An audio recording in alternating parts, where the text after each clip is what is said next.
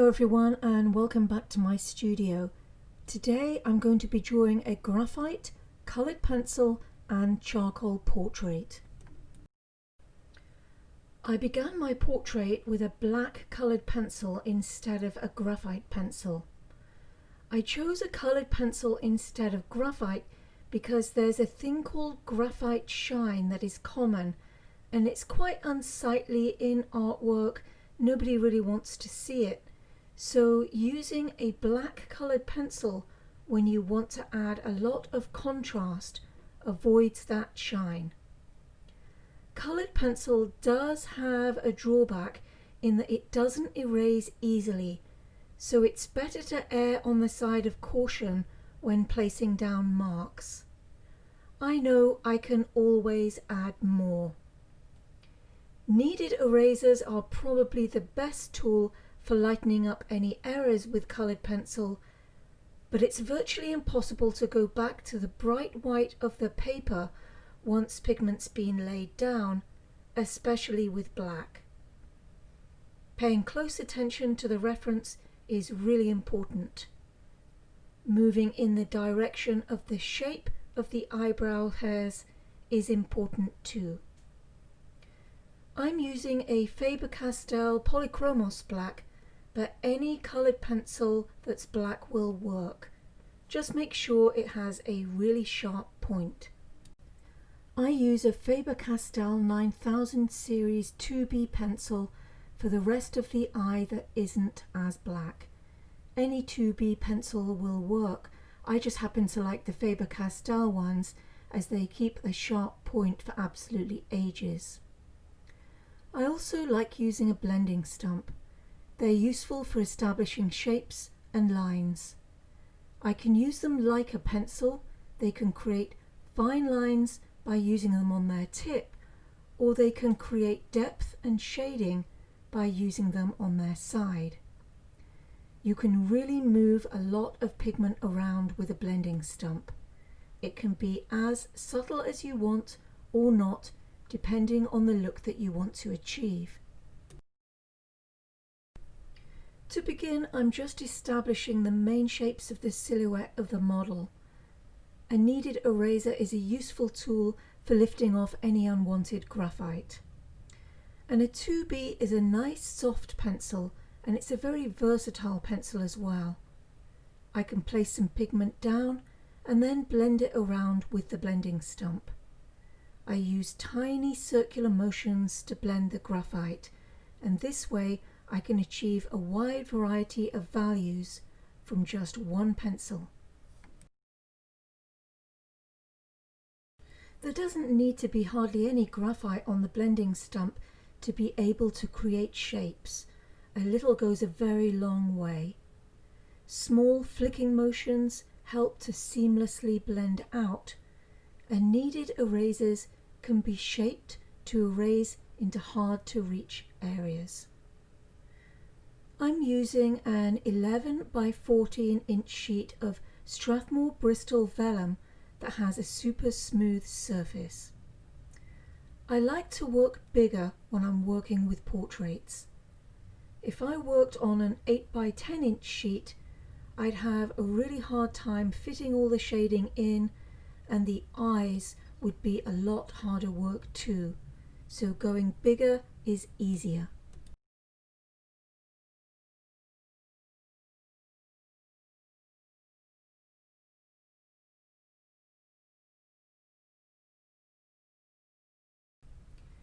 This is part of a 2-hour and 45-minute Patreon tutorial. I provide the royalty-free reference photo, the line art, and the complete supply list for you. I take you from the very beginning of the drawing step by step to the very end so that you can follow along with me in real time to complete this drawing. I'll list my Patreon link below, and I now have a Patreon tutorial library along with preview clips of all my available classes, and this means that you get a sneak peek before you commit to see things like how I teach, what kind of things I cover in my tutorials, my style, pacing, filming method, so go ahead and take a look. It's brand new and I'm very excited to be able to share it with you. It's also very affordable for everyone, starting only $4 a month, and I'll be growing my Patreon and my YouTube channel every single week from now on, so please consider subscribing and hitting that little notification bell.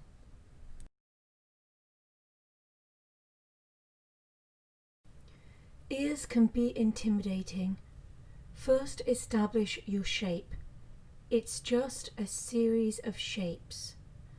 Put your darks in first, and whenever you see shadow, place that in with graphite. Treat everything as a shape, not as an ear, but as a shape. And this is a good rule to follow in all your drawings. Go slowly and look at your reference. Follow curves around and utilize that blender again to create lines with it.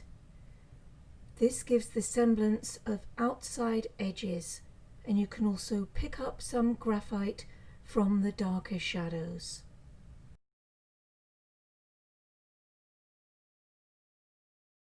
Concentrate on small areas if things start to get intimidating.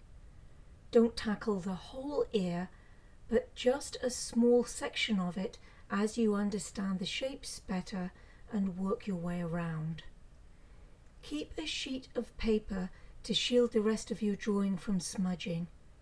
It's easy to be concentrating so hard you don't even realize that you are smudging. This is a great exercise for gradations and shading.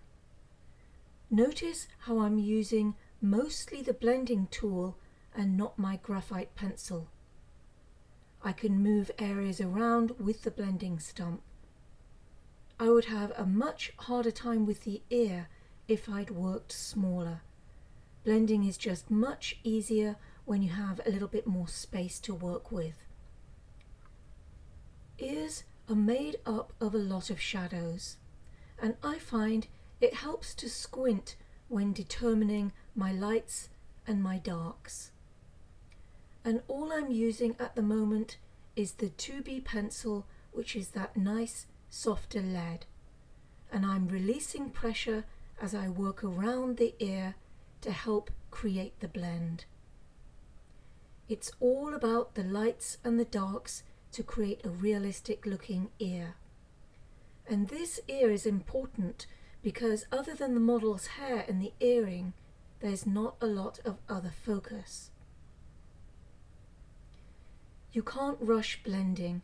It does take a bit of time to get the gradations you want, but you can keep working the graphite in and up and around. The rest of the hair will be easier and faster as I'll be using charcoal for that part, and charcoal is super fast compared to either coloured pencil or graphite.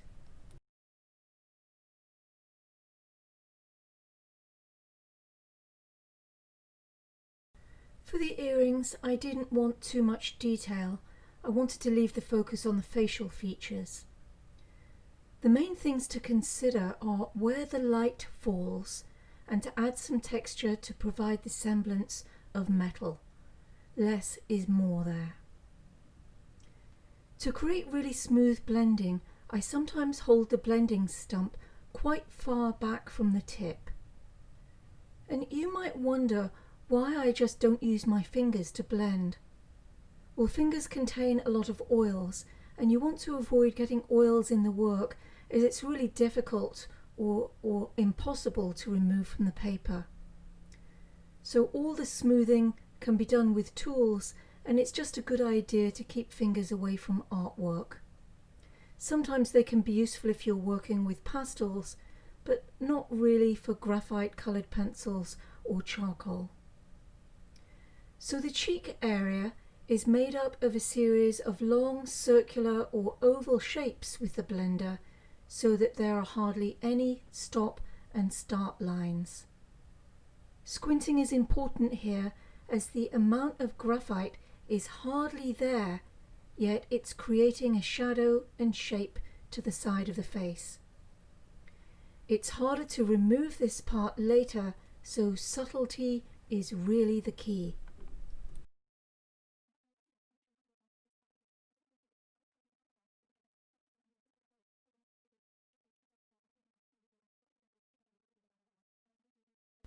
To create the dark part of the sweater, I decided to just use any old black coloured pencil and some solvent. I could have used an expensive pencil, but it's a waste, so I just used a generic pencil. And I covered all the areas around the earring and the edges, but I'm just filling in with jet black for as much contrast as possible. Now for solvent to work, you have to lay down quite a lot of pigment, meaning you have to get a good layer established to give the solvent something to do. I'm using turpenoid, and what it does is it breaks down the binders and the pigment. And in this particular case, instead of creating a painterly look, which is often what I use solvent for, I just want a very matte surface. And matte black is hard to get, as usually coloured pencils provide a grainy or a patchy look, so this way I can blend everything out with the solvent.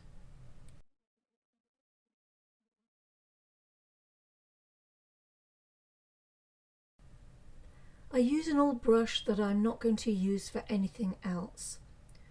I left the edge at the bottom a little loose as I wanted the drawing to look more like a drawing than a photo. In art, this is called a lost edge. I'm keeping my work covered with a sheet of glassine. You don't need hardly any solvent at all. I dab some into the jar and then wipe it off on a sheet of paper towel. You can see how it's breaking everything down. You just want enough, but not a large greasy stain. I work until the brush is barely dry before I redip. Your first layer requires quite a bit of solvent and then less as you go up in layers. And this reduces all the graininess.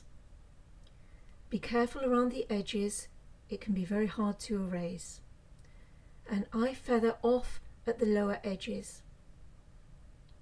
In order to use solvent, you must have a decent thickness of paper, since after all it is liquid. The Bristol vellum is 100 pounds in weight, so it's perfect. The first layer doesn't look too good, but it's only the first layer, so I'll continue on. But it's really important that you let that first layer dry completely, like bone dry. Put the lid back on between layers. Odorless mineral spirits are toxic, and you don't want to spill the liquid or breathe it in.